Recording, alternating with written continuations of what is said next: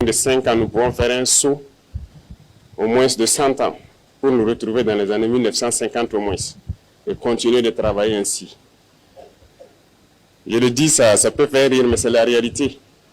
Jusqu'aujourd'hui, nous constatons notre vie, le rythme auquel nous partons, ce n'est pas bien. Donc, il faut se mettre soi-même la pression pour rattraper le retard. Donc, faites en sorte que dans quelques années, nous soyons en 1950 et après encore, on se donne la pression pour atteindre les années 2000 et espérer donc rattraper les autres. Et c'est possible. Et je suis heureux donc de vous dire que dans ce sens-là, nous sommes en train de mettre en place un laboratoire. Et aujourd'hui, au Burkina Faso, par exemple, pour les chercheurs, nous avons beaucoup d'équipements qui sont là. Nous allons les permettre donc de faire la recherche sur place. Et sans me tromper, je peux dire que nous avons actuellement ici installé un microscope électronique à balayage, le plus récent qui puisse exister en Afrique ici, et le plus moderne. Donc il est là au Burkina Faso, il est fonctionnel, et les chercheurs vont commencer donc à aller donc faire tout ce qu'ils doivent faire ici, au lieu d'aller à l'extérieur encore le faire. Et ça va encore encourager d'autres personnes à chercher et à découvrir. C'est pour dire qu'il y a beaucoup de domaines que nous n'avons pas oubliés, en passant par la santé, tout ce que nous sommes en train de faire, notamment les centres de santé communautaires qui sont construits et qui seront équipés. Ça fait partie aussi du lot donc, de mesures prises donc, lors du Conseil dernier. Et donc tout cela, c'est à votre actif, c'est à l'actif de toute l'administration et c'est avec donc l'appui et le soutien de notre vaillant peuple que nous arrivons à le réaliser. L'initiative Faso-Merbo, qui est devenue une agence aujourd'hui, alors lorsque nous entamions l'autoroute, certains doutaient parce que c'est un projet qui est là depuis plus d'une décennie. Bien sûr, nous avons trouvé le projet et lorsque nous avons donc cherché à comprendre même le projet, c'était une autoroute de 2 fois 2 voies. Et les entreprises en majorité étrangères qui avaient fait des propositions, les moins chères étaient, je pense, 1032 milliards pour faire les 2 fois 2 voies. Et donc on nous proposait de nous financer pour pouvoir le réaliser en 10 ans pour les délais les plus courts. Il faut être conscient. Pour nous condamner les générations qui ne sont même pas encore nées à des prêts de 50, 60 ans pour construire une autoroute de 2 fois 2 voies qui sera dépassée dans peu de temps. Lorsque nous avons voulu savoir si c'est 4 fois 2 voies, certains même se sont moqués de nous, certains entrepreneurs, ils n'y croient pas. Dans un tel pays, 4 fois 2, c'est pas raisonnable.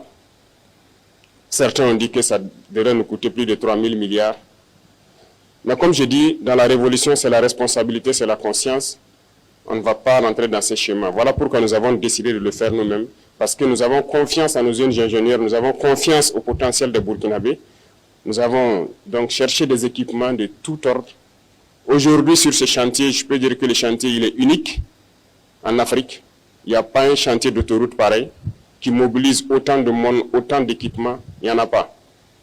Les travaux de nettoyage, il y a plus de 100 bulldozers sur ce chantier. Et je ne vois pas pareil. Je m'étais donné 2 mois pour qu'ils puissent finir le nettoyage. Et je pense qu'ils ont tenu le pari.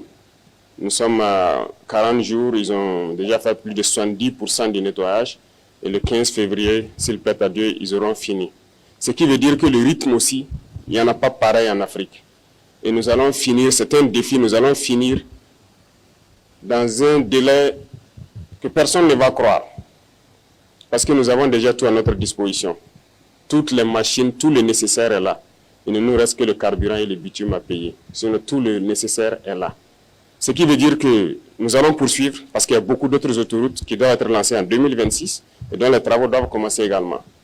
Les infrastructures, c'est une priorité. Ça aide tout le monde, que ce soit les populations civiles, les forces armées, les forces de sécurité intérieure. Tout le monde a besoin d'infrastructures routières. C'est pour dire qu'il faut se concentrer sur ces acquis-là, voir qu'est-ce que nous avons pu réaliser et se projeter dans l'avenir. C'est comme je l'ai dit, maintenir la pression. Et je pense que 2026, il y a tellement de grands chantiers qui doivent commencer et vous devez maintenir ce cap-là pour qu'on puisse réussir le pari. Les gens continueront à nous démotiver. Les impérialistes, ils ne manquent jamais de tours dans leur sac. Ils vont continuer à communiquer pour ternir l'image, pour nous démotiver. Il ne faut pas les écouter. il y a aussi ces individus esclaves de salon là qui ne peuvent jamais changer. Je l'ai dit, eux, c'est comme une malédiction qui les poursuit. Peu importe ce que vous ferez, génétiquement, ils sont esclaves. Congénitalement, ils sont aliénés. Ils ne peuvent que suivre ce que les impérialistes disent. Montrez-leur le soleil en plein jour, ils vous diront qu'il fait nuit. Donc c'est une malédiction. Et ils vont continuer à vous décourager, à parler. Mais le plus important, c'est ce que vous faites. La réalité est là et on avance. C'est ça le plus important. Pendant qu'ils sont en train de faire les railleries, leurs moqueries, nous on crée des usines, on crée des infrastructures, et on crée de l'emploi, on produit et on se sent bien. C'est le plus important. Donc j'invite tout un chacun à faire comme le vaillant force de défense, les forces de sécurité, les vaillants VDP. Vous voyez, les impérialistes, certaines ONG, de je ne sais quoi, ont tenté tout pour saper leur morale. Ont tenté tout, ont écrit, ont intimidé, ont menacé. Mais ils avancent sereinement sur le terrain.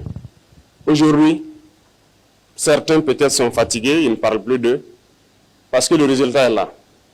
Nous avançons et il y a des zones où nous avons déjà atteint les limites de la frontière comme on le souhaitait, en train d'être sécurisés. Sur le terrain, ça se passe très bien. Donc faites comme eux et c'est le lieu pour moi donc de les rendre hommage et de les inviter à continuer ce combat. Et tous ceux qui sont sur les différents chantiers, je parlais tout de suite de façon mémo, c'est le lieu pour moi de les féliciter, de les encourager, parce que c'est historique ce que nous faisons et c'est unique en Afrique. Et tout un chacun qui a la chance de participer à cela, et je pense qu'il doit en être fier. Et tous ceux qui ne sont pas encore entrés dans la danse, que vous soyez ingénieur et que vous pensez pouvoir apporter quelque chose, je l'ai dit, allez-y, apportez votre pierre parce que demain, on dira ce sont ceux-là qui ont construit ces infrastructures pour permettre au Burkina Faso d'être au niveau où il est.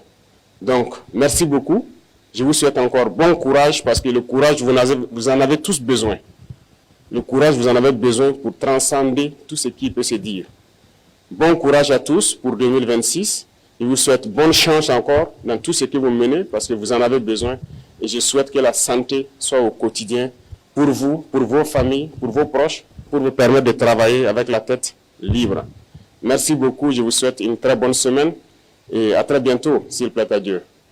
Vous venez d'entendre le président du Faso qui s'exprimait à la faveur de la traditionnelle montée des couleurs ce jour 26 janvier 2026 au palais présidentiel de Koulba. Nous sommes à présent à la primature. Le chef du gouvernement a reçu en audience les responsables de la banque postale du Burkina Faso qui ont fait